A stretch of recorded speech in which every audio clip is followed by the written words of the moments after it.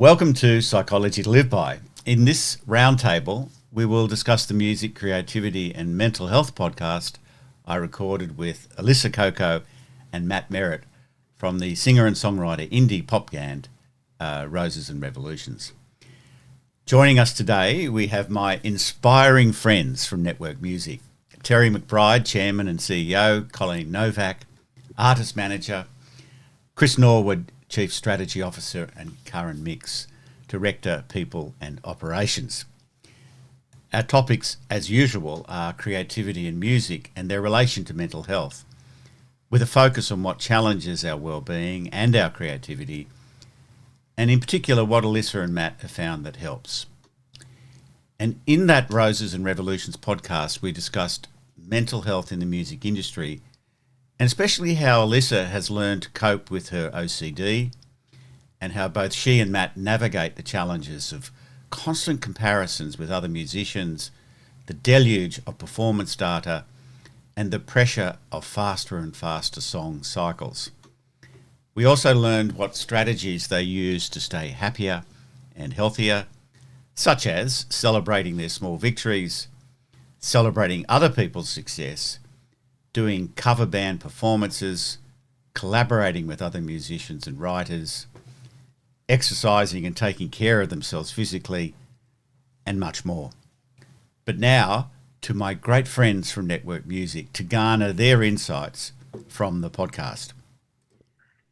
All right, so welcome, guys. Lovely to see you in this new year, January 2025. Are you all well? Yeah. Fantastic. I hope you enjoyed the podcast. You could probably tell I really enjoyed talking to those guys, and I found it very stimulating. And as usual, I'm really keen to hear what you guys, what came up for you, what thoughts, what insights, and I don't know. Should I pick someone to start, or is there someone itching to start? No one itching. All right, I'll start with Karen then. Off you go. Okay. Like you said, very much enjoyed listening to the conversation. Particularly, what really stuck with me was the comparison piece, the cycle of comparison.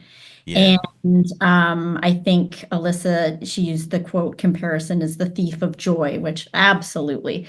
And we are living in such a time when, especially as an artist, when you're putting all of that you are out there, and it's now available for comments to people to come back and comparing against other artists. So I think what really came up for me was there was something else that she mentioned, and it was about a shift. And I was thinking about like how can you shift that cycle of comparison into a cycle of inspiration where you're drawing of inspiration from other artists. I think she was talking about like the collaborative when you're collaborating with other. So how can you get into the mindset of when you're, say, scrolling through Instagram, that it's a cycle of inspiration opposed to comparison? It's such a great question. I mean, it's obviously of great relevance beyond the music industry, like in life in general. Because I think all of us have experience of both sides of this equation, in the sense that there might be some people that we know whose success fills us with joy, but other people whose success may fill us with envy, or some sort of negative emotion. And it is a really interesting question. And then there's differences across people. So some people don't have less of this as an issue, right? That they basically enjoy other people's success and they take inspiration from it, like you said. And I'd be interested in the views of this group as to what do you think does make the difference there? What do you think does allow a person to find inspiration in someone else's success rather than, this negative feeling about self in negative comparison? What do you reckon? What helps us? I would recommend that if someone has success with a song, why don't you go learn the song and see what through osmosis you learn through that process to make your make your own songwriting even better, which is kind of Yeah. what they touched on a little bit because they Yes. really enjoyed learning cover songs, Yeah. and Yeah. it gave them the inspiration within their own songs. Yeah. And one could argue that every song's already been written, so we're just we're doing iterations with our own emotions attached to it. Yeah. I think that's right, Terry. You might you might remember that somewhere in that podcast I talked about the Chinese approach, which is quite different to the Western approach. And I remember I can't remember the terms for it, but people put their own sort of like they might have an original work, but they put their own kind of signatures, literal imagery on the work to collaborate with it. Yeah. So there's not just this sense of, and of course they would not see that they have a different conception of stealing, for example, IP. Yeah, I mean, Chinese culture, they don't believe that the use of IP is actually stealing because with Yeah, inside their like culture, that's never really been something. There's never been the thought of yeah, intellectual property. It's all been, for the better part, government owned. yes, So, we come with this perception that they're stealing our art. And they're like, yeah, we're doing what we're allowed to do. We're not stealing anything. So it's a difference of perspective, and both sides are correct. yeah. I think that's right. And but to your point, the bigger picture here is all art is imitation, right? We stand on the shoulders of everyone who came before, Yeah. and so yes, I think one aspect of this is going to be that shift to realizing I can learn something here. It's not, and so I think that's one thing. Any other thoughts about what might help? Because I'm imagining there's going to be people listening to this who might even be in the music industry, musicians, and they struggle with this question. What else do you think might help? I think it depends on where the relationship is with the other artist. If it's somebody in their immediate community, Yeah. actually having a dialogue with them or a relationship or getting to know who they are as a person often helps, I think, because Yes. you take the I don't know, the bluster of it or whatever you want to call it, the mystery of the person, and it's more Yes, relatable. that they can get access to. Well, what did you do? How did it work? I Hmm. can do that too. But also, if they're fond of the person, then Yeah, they're and more likely to have that joy at their joy. yeah. And more than likely the other person feels the same way. And so they Yeah. can Yeah. build a different bond from it. Yeah. Exactly. I, And yeah. Sorry, Chris. I was gonna say, I also wonder if at its most, I don't want to oversimplify, but like there's certainly a mindfulness component to the conversation, right? Of like, how do I take inspiration from somebody else's success as opposed to envy? Is step one is sort of recognizing that you're falling into a negative emotion Yeah. cycle Yeah. and practicing talking yourself out of that negative emotion cycle, right? Yeah. Because the thing that really stuck out to me, Karen, you stole all of the words that I had as my notes, right? Comparison, the onslaught of constant access, Are and you just feeling it's a envy weird towards world. Karen I right now? am. I was like, Yeah. Yeah. Karen, Yeah. you're leaving me with Yeah. nothing here. Chris, change your perspective. Well, and this is it's all that whole world seems designed to elicit an emotional reaction. Yeah. And it's hard work in all facets of life right now to stop and recognize the negative emotion spiral you find yourself in, pull yourself out, and then you can that makes it just easier to find the beauty in something else that Yes. something that somebody else might have created. Yeah, that's very interesting. And I think, in the podcast, you get the sense that Alyssa and Matt have sort of taken that journey, that early on they suffered that insecurity. Mhm. And then there was a realization, hey, this is hurting us to see it that way. And so I think there's been a conscious turn, a mindful turn, if you like, to notice when they're falling into that trap. And it's obvious, isn't it, there was some point in there, I can't remember exactly, where Alyssa talked about, if they've got a song that's doing well, her whole state is better, and I imagine that would also help if you're going okay, then you don't mind someone else's success, right? And Well, what's interesting is their last song that they released is a Sabrina Carpenter cover, right? yeah, I've never listened to Sabrina Carpenter. The song comes in the car, and my 11-year-old's, hey, that's Sabrina Carpenter cover. I'm like, is it really? yeah, So they're obviously not just talking it; they're doing it, right? yeah. And it was interesting because Alyssa had a little enlightenment moment. I think she had a sort of aha in the in the midst of the podcast, and I think part of it was this realization that her own personal creativity can be about performing covers and doing other people's songs, and it's not just about sitting alone or together writing new material. That there's a creativity in that, and of course it's not the same. Their version's going to be different, and it'll express, it comes through them, right? And I think that all that collaborative work, I think it's been a part of their evolution.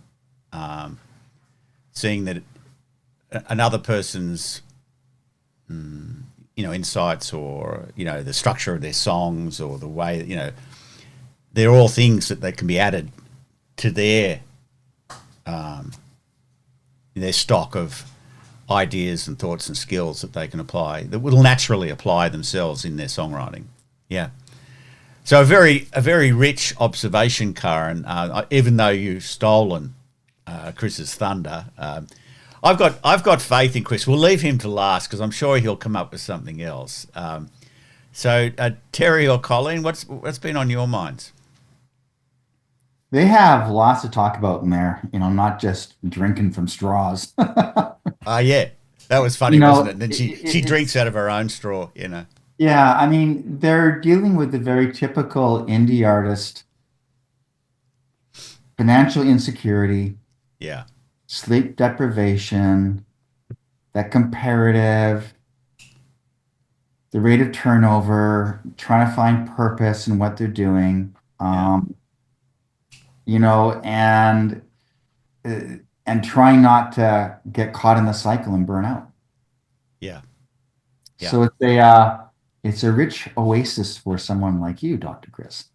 It is. And you could see that with inside the podcast, because it was very free flowing and just the banter back and forth. Yeah, I think I think there was a kind of warming up in it. I mean, Alyssa was, but I really noticed Matt started to really engage, and I think we became equal partners in the conversation. Especially when they had to go get the parcel at the front door. Yeah, that's pretty funny. But right? I think that's it. It was interesting, and one of the things that struck me was I think they've found that doing the cover band gigs and as well as now doing covers, right? They've diversified their creativity and their performance, right? So diversification is always a good point. It's like having a diversified stock market portfolio, right? So it makes just a little bit less contingent on the vagaries of how their songs are going. But one thing that struck me that both of them mentioned at various times was they can write a really great song and it just doesn't get purchased. It doesn't take in the market. And they talked about one that I think was it 5 years later that it took off. But that's typical, though. Yeah, that's not odd. That's kind of the norm, right? yeah.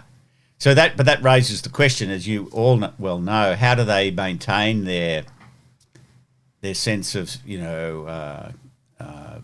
self-esteem and confidence when that happens, right? Well, I mean, if they released the song 5 years ago, they were happy with it 5 years ago. If it has success now, there's no harm in that. It's actually, Yes. it's kind of a recognition. Oh no, there's no doubt about that. Artists get in this cycle that everything new is better than anything that they've ever done. Yes. And when you work in A&R with artists, it's almost a pandemic that 95% of the artists think that way, that their latest stuff is their best stuff. And which I find interesting because sometimes it is, a lot of the times it's not. Yes, because and do you have a sort of theory about why they think that way? Because maybe it's exciting, it's new, it's shiny. Yeah. Where the other stuff's old. Yeah, and I remember talking. Whatever that emotion was, they processed it, and it's. Yeah, I'm no longer that's not at the front of my consciousness now, or it's not the issue I'm dealing with now. Yeah. But I think I said to them, related to that, I think that it's funny, isn't it? Because sometimes that I'd imagine, I'd be interested if this is actually the case. They might put out a song that they don't think is very great, and people love it. We always tell our artists, make sure you like everything or love everything that you put out, because the song you love the least will be your biggest song. Well, there you go. Yeah, and that's because very, very often, and this can happen in conversations. It certainly happens in the therapeutic encounter. Sometimes you just say what's really obvious to you, but it's not obvious to the other person, and they see it as a great insight, right? As something, some sort of revelation. And I'm sure the same happens with music and songs and art generally. That it touches people, but the artist has already moved on to the next big shiny thing.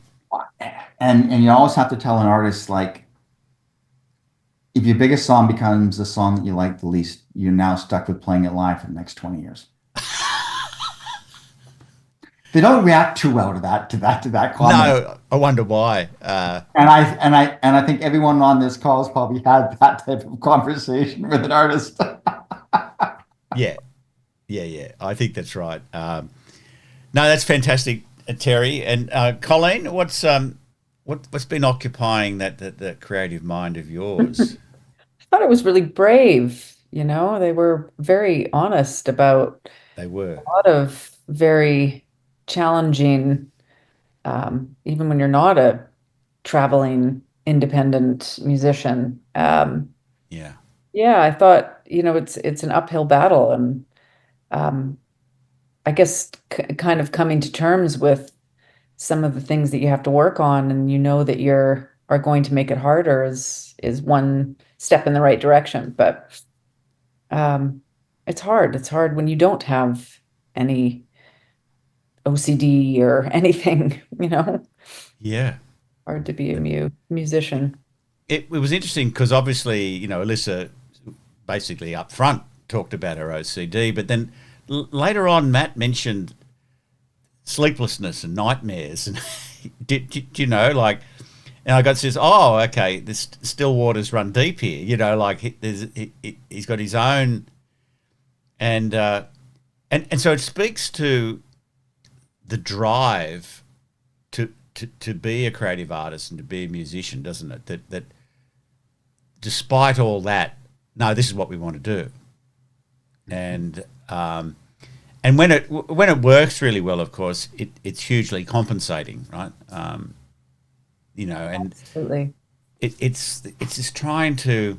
I mean, obviously, signing up with someone like Network Music is a huge thing, and they reference that in terms of the learning how to collaborate and writers, with other writers and so on, and having someone in there, someone in their corner and who's doing work and promoting them so they can get on with the music, right? Because if you don't get some success, if you don't get feedback, if you can't make a living, then it's terrifying, and you end up giving up.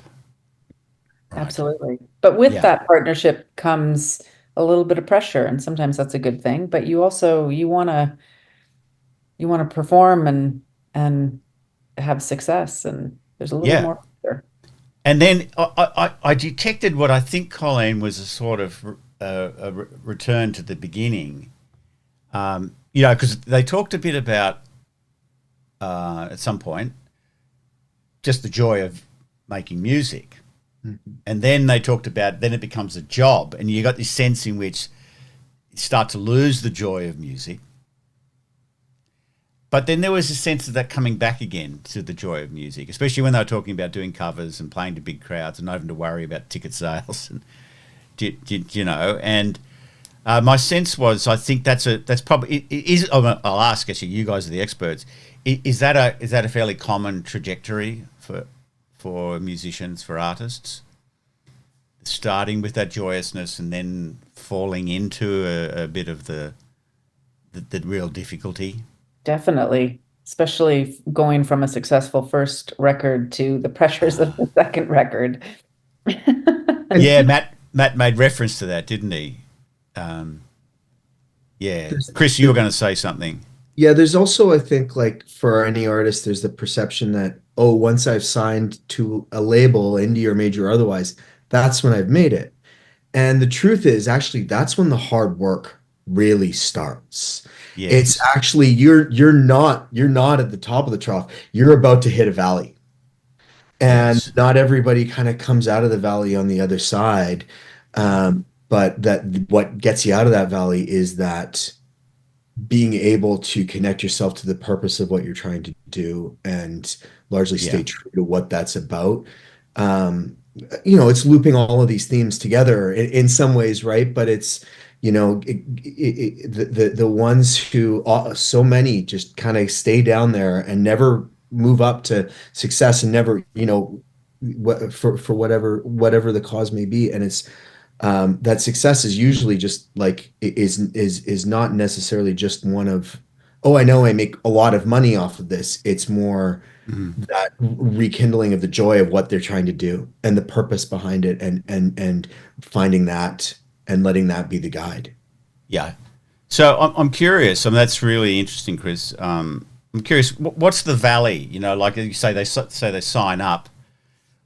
Presumably they're showing great promise, or there might be a song that's got some traction, and so they're on a bit of a high. Is that it? And then, I think that, like, the perception is always, that the signing a deal means that all the hard work is paid off, and I'm now recognized, and everything's going to be easy from here. I've got this big machine, this team working behind me to support it, and all of that is true. But it also is like, oh, now.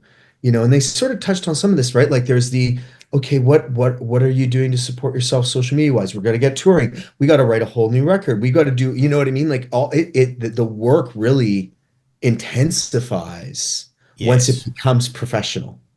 Yeah.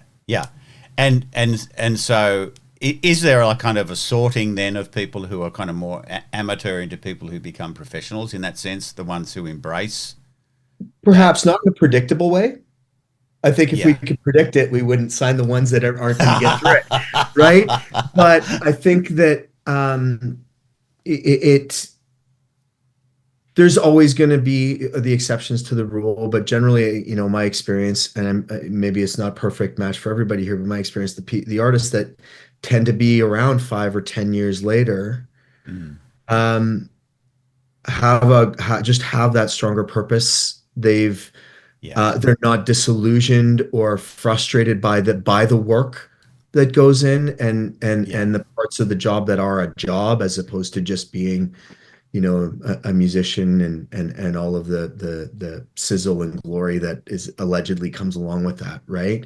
It's the people who can balance those two things and recognize this is a thing that I've got to work at, and it's not always going to be easy, and I can handle the speed bumps the same way I can handle the successes. Yeah, it's interesting. In my mind, it may not seem like an obvious comparison, but as you guys may know, I've done a lot of work. I've been quite deeply embedded in international law firms, and it's maybe the last place you'd think of in terms of creativity. But anyway, I shouldn't say that. But there's a transition that very successful lawyers have to make, and that is, when they're moving up, say, towards partnership. But certainly by the time they get from solicitor to, say, senior associate, there's a whole lot of stuff they've got to do that's not about the law. it's about managing people and leadership. It's about financial hygiene, and certainly about selling, about business development. And the really successful ones make that transition, and they've got a drive to take them through it. That they accept that that's a very important part of nurturing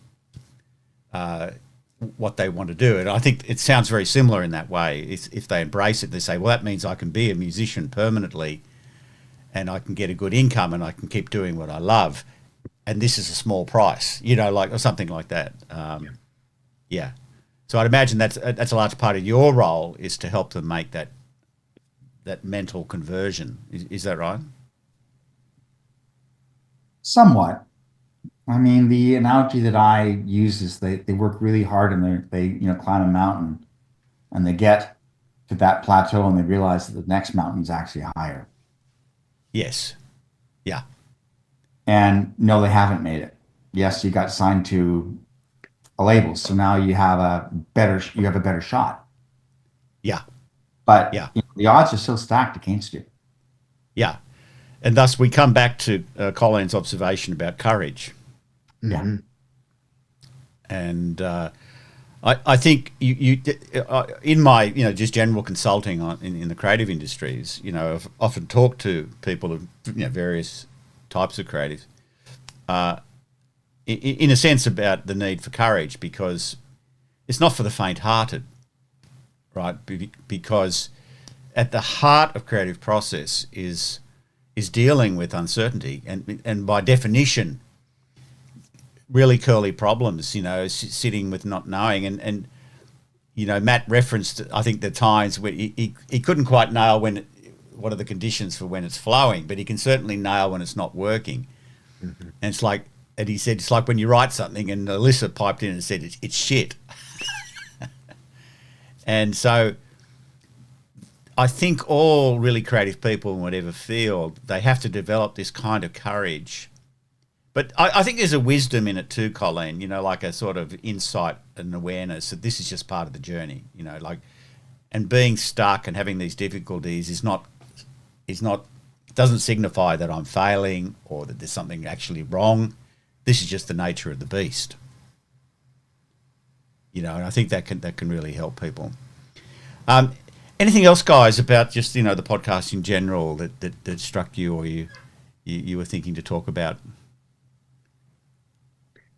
One other point that kind of stuck out at me was, we sort of have touched on a bit here also, is the constant access that the audience now has to artists, and the toll that can take on the psychological well-being of the artist. This is a new thing, right? The perception that we had of artists in the 60s, 70s, 80s, 90s was so curated by publicists and teams. We didn't actually know anything really about what that artist's personality was.